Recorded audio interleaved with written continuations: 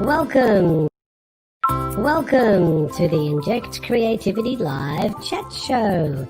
This 30-minute webinar is live on YouTube, Twitter and Facebook. And your comments and questions via these platforms are most welcome. Please keep them kind and respectful. Following this event, you are welcome to join us via the Blue Jeans online conferencing app for a 1-hour NESA-accredited workshop with our guest presenter. Now, here's your host, Dr. Tim Kitchen. Well, thank you very much, Rob, and welcome to the Inject Creativity Live Chat Show being recorded via Facebook, Twitter, YouTube, and with any luck, also LinkedIn for the first time on Wednesday, the 1st of July, 2020. I'm your host, Tim Kitchen, Adobe's Senior Education Specialist for the Asia Pacific region, and co-hosting with me is the very delightful Erin Rathke from TAFE, Queensland. Hello, Erin. Welcome back. Hi, Tim. Hi, everyone. It's great to be here. So, Erin, tell us about our guest presenter for tonight. Well, joining us tonight is the Adobe Education Leader, Michelle Dennis from Strathcona Girls Grammar School in Melbourne. So she'll be sharing with us some information about the hashtag What is School movement with a focus on change management in education. Thank you very much. And Jerry, we'll get you to open up your slides so we can see those slides introducing Michelle, and we'll also be meeting Michelle very soon and getting to know her a bit better.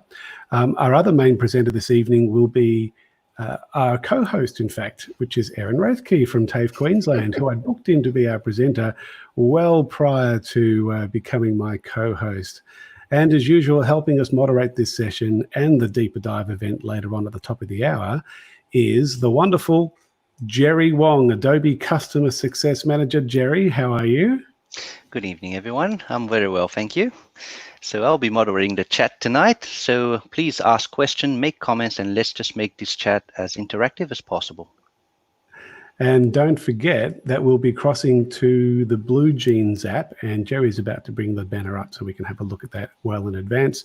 So keep that link in mind, bluejeans.com/kitchen.adobe, at the top of the hour for our Inject Creativity Deeper Dive event, where our special guest, Michelle and Erin, will be presenting.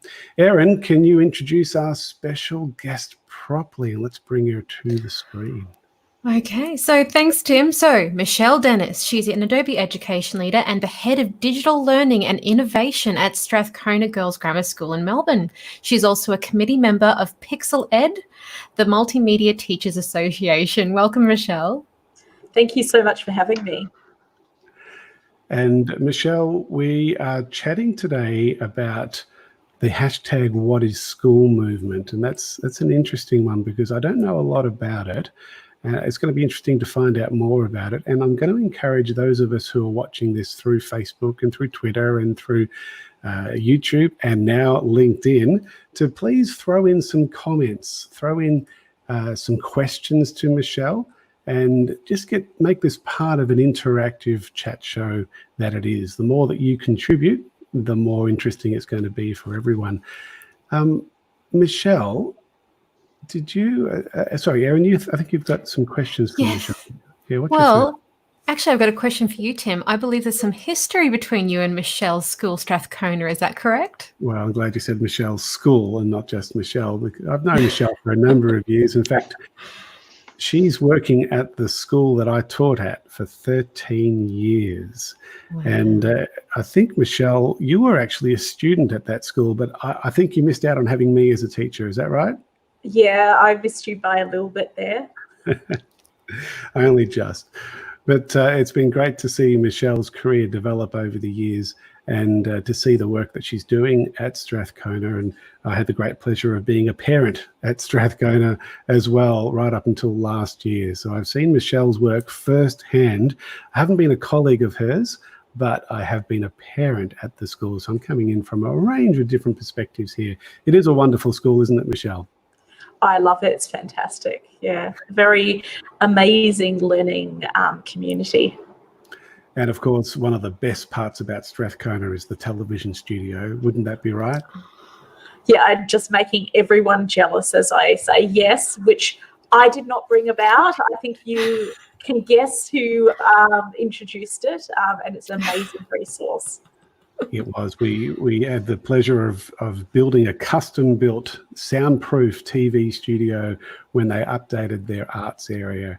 And I put in my plans, I actually drew in my ideal multimedia classroom attached to a soundproof control room with a soundproof green screen infinity wall. And I just had all these plans and dreams, and I gave it to the boss, and the boss said, all right, we'll see what the architect can do. And there you go. Within, I think it was 18 months later, we were pretty much in what I virtually had designed just on a piece of paper. So it was just a real highlight of my teaching career to be able to do that at that school. And still used today. It's great. So what sort of things are you doing in the TV studio these days, Michelle?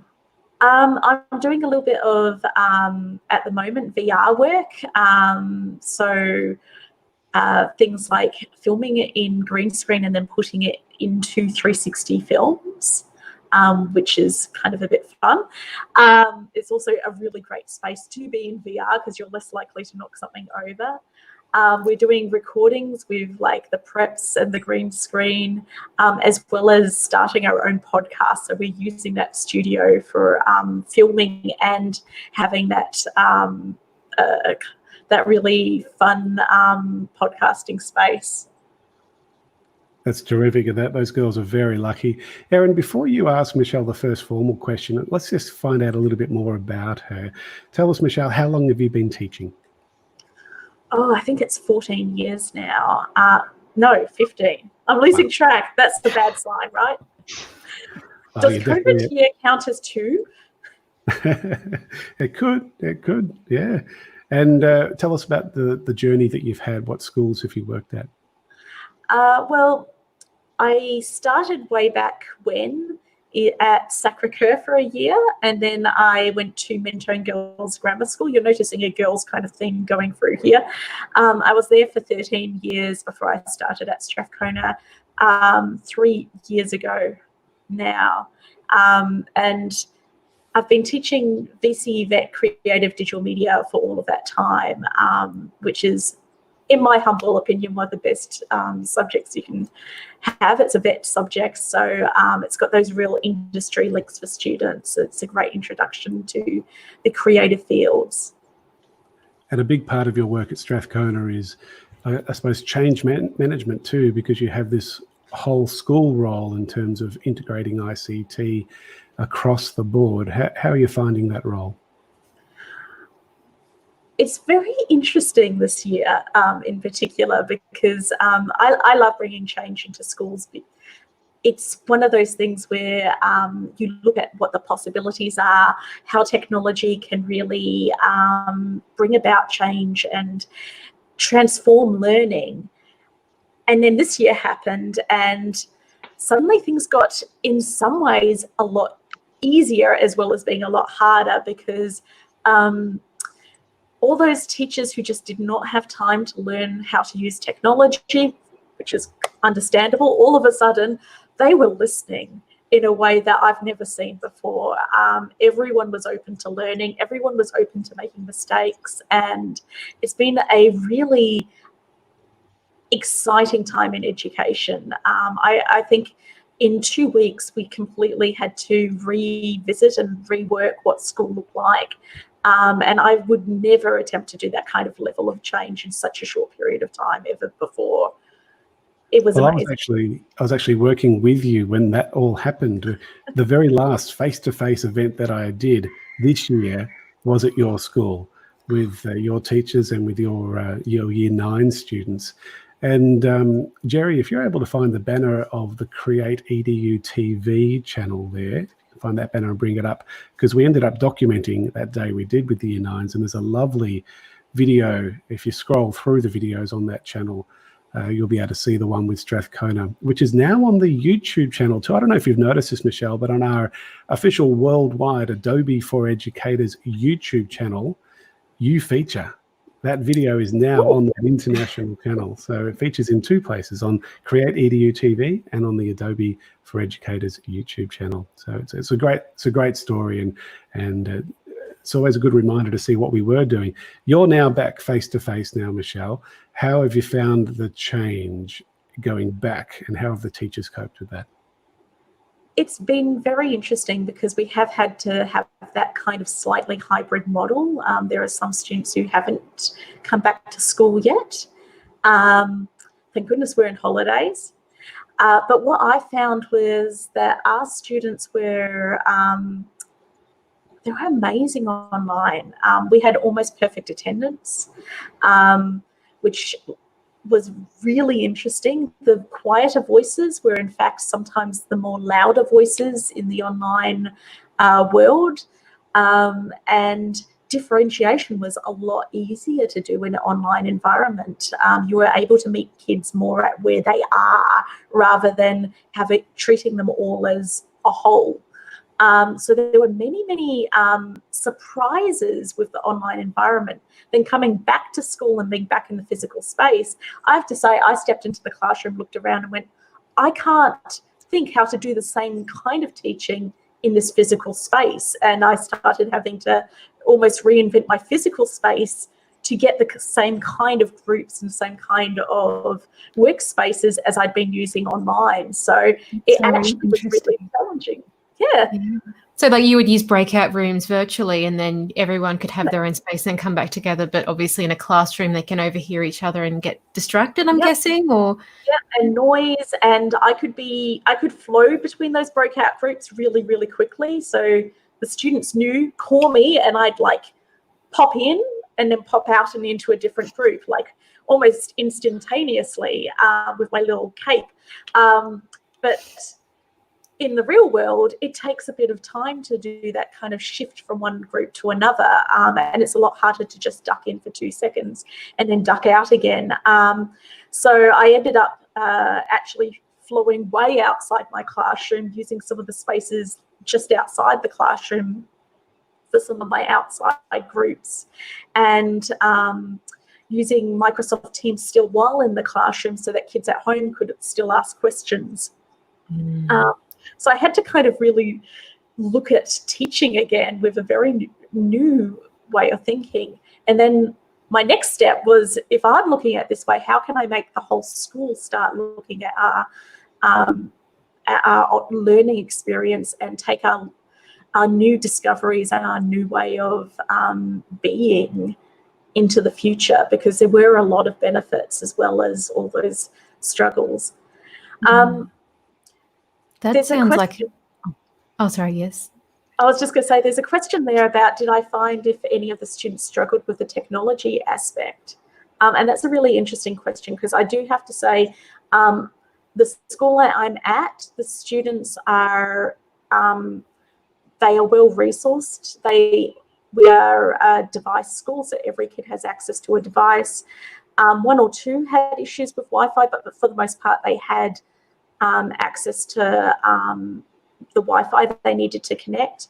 We had a lot of time because we started preparing really early. We actually had time to trial the online environment while we were still physically at school, so they could go and get tech support. So we were very well in a very strong position. So we had very few tech problems. We had a remote help desk, so the kids could go onto Microsoft Teams and ask the tech crew when they needed help, and they could screen share and get resolved very quickly. I know not everyone had the same experience. Not every school has kids with access to devices or the right kind of devices. Certainly being able to use a pen on a laptop made a huge difference to what we could do in terms of formative assessment. That's excellent. And when we twinsied before, I was actually going to mention how you said that, you had to rethink what it was meant to teach in the real world versus actually being able to collaborate very closely online. So that might be a nice segue into asking you to tell us about the hashtag #WhatIsSchool movement. Yeah, well, I just want to be clear, that's not my movement. It's Craig Kemp, who is very well known in the education industry. And he runs a Twitter chat every Friday. I highly recommend joining in. It's about, I think it's 10 a.m. Australian time, but I'm terrible with time zones. And what separates it from a lot of other Twitter chats is that it's very global. So you hear from people from a wide range of countries. Often when you do Twitter chats, sometimes it can be a bit insular, like you're outside of your bubble and you're talking within Australia. The unique thing about Craig's What is School is that it really does span a huge variety of schools. So you get a wide range of perspectives, which is particularly important during COVID, because we're all at different points in it and we've all had different learnings. So once you take all those learnings and come together, that's when things kind of, they're really, it's a lot richer that way. So he asked if I would help host it for 1 week, because I've been doing a lot of these reflections within school. And so we ran it for 1 whole day. In fact, I've got the slide just here. I'll just pop to it. So I took that hashtag What is School and really tried to look at how can we challenge those assumptions we make about what school looks like as a team across the world. And if you look at this link here, it's bit.ly What is School. That link will actually take you to a record of what everyone came up with in response to those questions. So it was a really amazing thing to be able to host and get all those different opinions. Michelle, why is change needed in education? That's a really good question. I think that sometimes change is really hard to happen in education. I think that we are, in fact, unfortunately, one of the more slower moving industries. Maybe that's a controversial thing to say, but if you look at the classrooms of today, and I think back to when I was in school, there has not been a lot of change in the structure of school. And the reality is that everything else in the world has changed a huge amount. Workplaces look completely different now. But more than that, our students' day-to-day lives look different. We tend to simply, I think because of time, just take the same structures year in, year out, copy and paste them, if I work in tech, and then reapply them the year after, and then the year after that, and the year after that. COVID forced us to move really, really quickly. And that means that we can actually start looking at those things that we've just been redoing again and again and again. Why are they that way? And should we change them? Are there benefits out there to thinking differently? And I genuinely think there are. I mean, why do we need an ATAR? I'm going to throw that one out there. Why do we take kids of the same age and channel them through year level after year level, assuming they all learn at the same pace and think the same way? Do we have to have a timetable where kids go from English to maths? Can we look at things in a different way? Do we have to have teachers in Australia, or could we have teachers from a wide range of schools of different specialties? Really, with the kind of things that we've been doing with COVID, we can really start looking at what's good about school, how we keep what's good, but also what could we do differently? What creative ideas do we have to really make it richer and more relevant? It's interesting. I was interviewed today by a journalist, and the questions came up about how was school getting students ready for the real world, ready for the workplace, and she talked about the 4 levels of industrial revolution that we've had in history, and we kind of reflected on the fact that schools came about in the second industrial revolution in the sort of late 1800s. And they are only just now starting to make significant changes into the third industrial revolution, which was in the late 1960s when IT and computers started coming in. But the thing is, we're now about to hit the 4th industrial revolution. And so we are so far behind. We're a whole, revolution behind, in a sense, in schools. So it's interesting to reflect on what you're saying there. Erin, did you have another question for Michelle? I do. So actually, I was wondering, could you share with us some of your strategies so far for managing change at Strathcona? Yeah, I'm actually going to go back to something from 1995 that it's used a lot in industry, and that's Cotter's 8 Steps to Change. So Cotter wrote this management kind of idea, and it is used again and again in the real world. School is the real world. That's not the right thing to say. And what I found is that when we moved to COVID, we basically moved really quickly through the first 4 or 5 stages of that. So create urgency is all about making teachers want to change or providing that impetus for change. Build a guiding team is like getting the right kind of people behind you. Having a vision of what you want to move to is really important. Communicating the vision, empowering action. We moved through all that really, really, really quickly, and probably the first time ever that we've moved that fast through those stages. But for me, the next bit is actually about building on that change, by which I mean reflecting and challenging assumptions, really looking at where can we go from here, but also how can we take what we've done and make it part of our school culture. And I thought that was really important for us to do as a school. Start to really think about how to keep that willingness to learn, that experimentation, the collaboration that happened during COVID, and make sure that it keeps on going as we move into the future. So those 2 last steps of Cotter's are really what I'm focusing on now, is taking what's happened and pulling it into our ongoing practice. It's been lots and lots of fun. I've used things like the iCompass, the Innovators Compass, to help teachers reflect over what has changed, what they want personally keep, but what the school needs to change so that things can keep on moving and we can keep those benefits. And I've also been using things like Flipgrid with teachers, so that teachers can share their reflection and we hear from every voice, not just the big leaders or the loud people like me.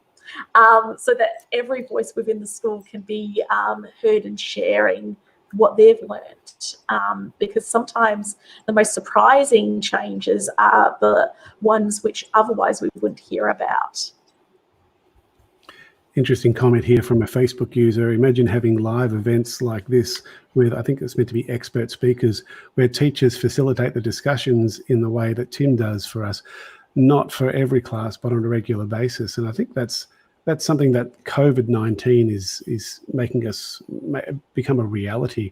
I had a lovely discussion with Stephen Colbert, who a number of you have met. He's been on this show before, and I did an edu chat with him, just like Michelle. You were the first edu chat for this year, and Stephen Colbert was the most recent one. And we were talking about some of the changes in the future of education and how you can probably tap into experts from all over the world, because online teaching and synchronous teaching has become more than just a reality. It's become an accepted practice more so this year than any other time before. So I guess that's one of the great things that have come out of a pandemic that we're all going through at the moment. Well, I will say, please contact me if anyone is interested, because I have a secret plan. Not so secret. Hello, everyone out there.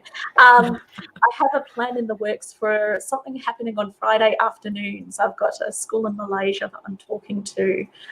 So if there is anyone who is interested in really trying to reach outside the school and provide students with options to do things with experts, particularly in the digital space, please reach out to me, because I'd like to build a network together and maybe make that a reality.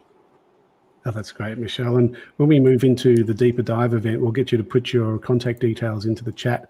And that's a good encouragement for those of us who are watching this chat show to jump into the Deeper Dive event very soon. In about 5 minutes, we're going to be moving to Blue Jeans. Mark's got a nice comment here. COVID-19 has expanded our horizons and made us realize that the classroom isn't defined by four walls. That's a nice summary of what Michelle's been talking about. Michelle, thank you so much for the chat. What will you be presenting for us during the Deeper Dive event? Well, what I'm going to be looking at is how to do group work, particularly design thinking group work, and present it online. So that was one of my big challenges, was taking that Adobe event that you helped us with in Year 9, and how does that translate online? How can you run that kind of creative group learning in a remote situation? So I've got some tools, Adobe Spark Video, that I'd like to share. Oh, looking forward to that, Michelle. And Erin, you're also presenting for us at the Deeper Dive event. What will you be sharing? I am indeed. Well, I'm going to be approaching Adobe Spark Video and from like a production and like a creative toolkit point of view. So I've got some of my steps that I use, and some ideas and concepts about organization, and some of the really nifty things that you can do with Spark Video that are open for anybody to use, from absolute beginners through to more advanced teachers, on, you know, how you can embed directly from Spark into a learning management system, through to different ways that you can organize your file structures and the ways to think about assets. And then if we have time, I'm also going to demonstrate how, when you export an Adobe Spark video, you can actually really polish the audio quality by moving it across into Adobe Premiere Rush. Cool. So, all right, Erin, we are running out of time for this show because it's nearly the top of the hour. We have a couple of announcements to make. So, Michelle, thank you. I'm going to remove you now. We're going to see you very soon in Blue Jeans. And Jerry, we'll get you to share your slides now, and also bring up the Blue Jeans banner for those who are about to move into Blue Jeans, just to remind them what it is. And so we'll just add Jerry's slide there to the screen. See if we can get that into full screen, Jerry. That'd be great. Over to you, Erin. What have we got here? okay, so first up, we have the K-12 webinar series. So during the start of Term 3, Adobe is running a 3-part webinar series for K-12 teachers across Australia. So this will provide demonstrations of a wide range of Adobe tools, including Adobe Captivate, Presenter, Dimension, Adobe Sign, XD, as well as the more commonly covered applications like Spark, Rush, and Photoshop. So you can find out more using the link or QR code on this slide. Oh, no QR code. That's my mistake. So just the link that's there. Take note of that.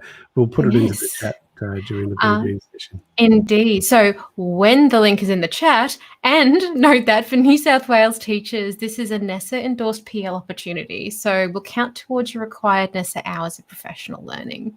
Terrific. And Jerry, can we go into full screen and go into the next slide if possible? Just go to view in full screen on your Acrobat. So we're not seeing all the other tools and bits and pieces there. And just to let you know, the Adobe Creative Educators program is for any educator in any sector and any curriculum area who's interested in enhancing digital literacy, creativity, and communication skills in their classrooms. Go to the link, and was on that slide. Poor Jerry, he's having all sorts of issues there trying to get it. So if you go to view up the top left-hand corner and go, up to top left-hand corner, go to view, and then full screen mode, Jerry, just down. There we are. Down. Nearly there. There we go. Well done. And that link, which is hopefully coming up soon. Oh, we've lost it now. There you go. That wasn't a good idea after all. The only other thing I wanted to share with you is, Erin, just tell us quickly about the summit coming up. Certainly. If we come, hopefully the screen will come up. So yes, we have the APAC Adobe Education Summit coming up. So make sure you join the Adobe Creative Educators program so you can make the most of the 2020 APAC Adobe Education Summit. So that's happening between September 29 and October 1. So make sure you register your interest to be involved using the link, or I don't see a QR code on this slide either, so I'll pop the link into the chat if you haven't already. So day 1 of the summit is for Adobe Education education leaders only. Day 2, which is Wednesday the 30th of September, is for all educators, and the Creative Challenge Day on October 1 is for Adobe education leaders and members of the Adobe Creative Educators Program, where there will be some great prizes on offer. Thank you, Erin. And folks, that's where we're going to wind things up for this chat show. Thanks to Michelle. Thanks to Erin. Thank you, Jerry. We're going to end this broadcast. We're going to see you all in the Blue Jeans room in the next 30 seconds. See you soon. Bye-bye.